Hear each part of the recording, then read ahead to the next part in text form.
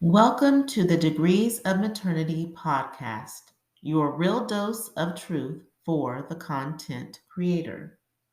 Episode number 6 comes from the Creative Entrepreneurship Basics series entitled You Need Input from Others, Part 2.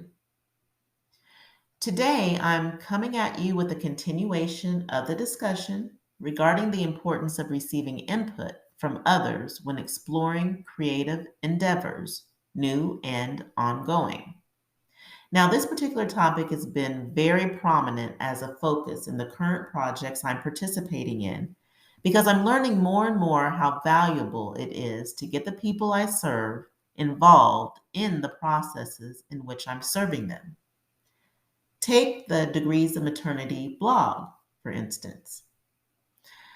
I actually seek to receive feedback from my readers every time I publish a blog post. I truly do. I want to know if I'm delivering messaging that makes a positive impact in my reader's day. And I want them to feel free to drop a comment, like, dislike, share, follow, you know the drill, to let me know how I'm doing. Yes, I'm striving for the positive placement in someone's life. I want the blog to provide positive reinforcement of something my readers may already know, or I want the blog to provide them with encouragement to make incremental changes and advances that lead to life betterment. I want the blog to provide helpful tips and hints to make life easier, as well as relatable content that lets them know that they're not alone. I simply want to be a bright spot in their day in some way. Really, that's all I'm seeking. Totally doable, I think. But I could just be spinning my wheels, thinking I'm getting somewhere on the blogging road I'm traveling, but not really. If I never notice the signs along the way telling me that I'm going the wrong way, or I got off on the wrong exit, or I didn't take the detour I needed to arrive at my destination spot. It's easy to get blinded by your own desire to take what you think is the appropriate path, when in fact, you never stopped to take into account those traveling with you. Did you get their input on how to arrive at the destination spot that you're all looking forward to seeing one day? Because maybe your traveling companions have a more scenic way to go that will allow you all to experience more of the beauty in the traveling process you're taking. You know, the stop and smell the roses mentality, the embrace the process phenomenon, so you can get the most out of the experience. Or maybe your traveling companions know the most efficient path to take, where some of those construction blockades or potholes in the road or detours that soak up so much time can be avoided. Or perhaps your traveling companions are just plain pleasant to have around. Maybe they have a knack for making the time fly by when you're in travel mode. Because let's face it, it can be boring and tedious to travel alone. And your companions could bring that spice that makes the voyage much more enjoyable than what you could possibly experience as the lone traveler. So, wouldn't it make sense to get people involved in your creative experiences? I'm just saying. What's the use of creating whatever it is you're creating and then it's not desired by anyone? I mean, I've been there and done that several times, and it doesn't feel very good. No, not at all.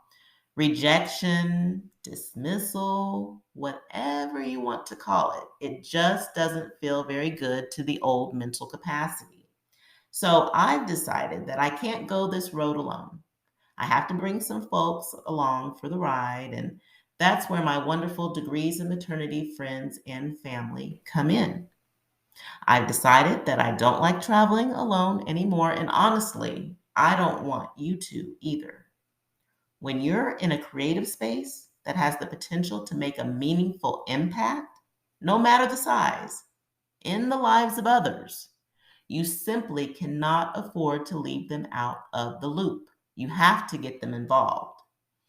And I'm going to mention to you some of the things that or some of the ways that I've used in the past, am currently using, or would like to use in the future to allow those traveling with me during my creative journeys to provide their much sought after input.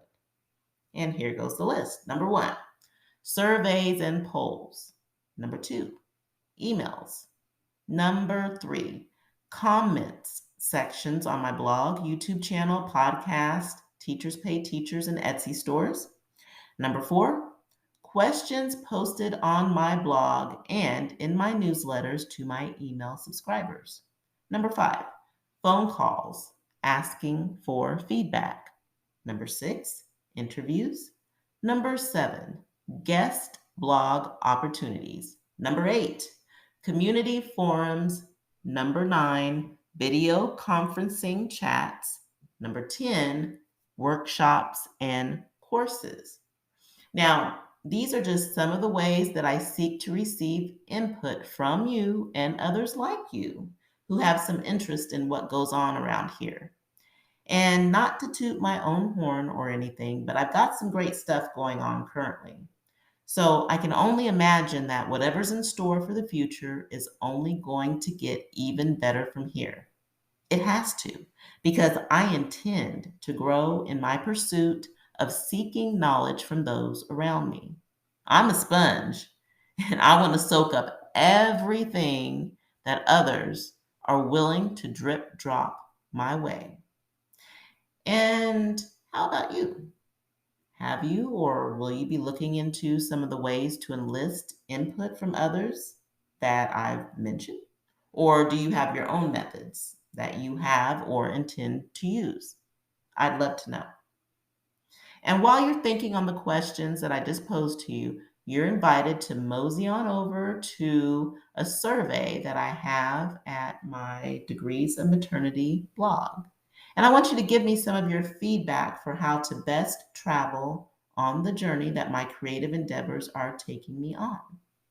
I posed these same questions to my Dominators News family, my email subscribers to my newsletter, and I'd like to pose these same questions to my friends and family here at the Degrees of Maternity podcast as well.